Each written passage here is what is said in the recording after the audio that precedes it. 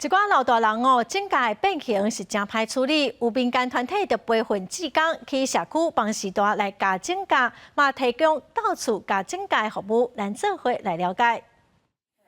伫啉钱卡替长辈来加卡的症假，志工讲一寡长辈卡枕头啊有变形的状况，症假毋是卡会长去，就是有冻假的问题，所以加因的症假爱慎期来处理。会啦，加了安尼都太轻松啊。社区的长辈拢是长期拢伫穿护的，10支枕头啊拢是乌的，佮有冻假的，啊是变形的。阮拢加过足侪变形的卡，嘿对。啊，我感觉这个部分，咱这个服务是真好。除了去厝内服务以外，志工嘛会伫东兴社区的据点替长辈来加症假。志工讲，长辈有的目睭无好，若是佫有糖分的问题，家己加症假颠倒较危险。伊固定时间替长辈服务，要减少冻假对长辈的影响。啊，本地拢穿的讲话啊，拢黏黏的，啊，拢互因调整个就好。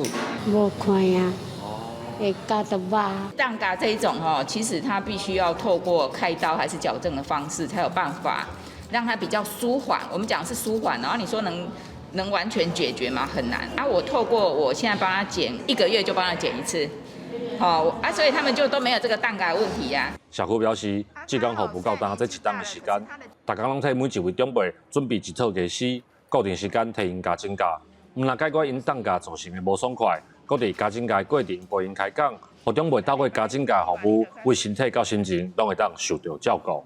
记者林慧婷家己报道。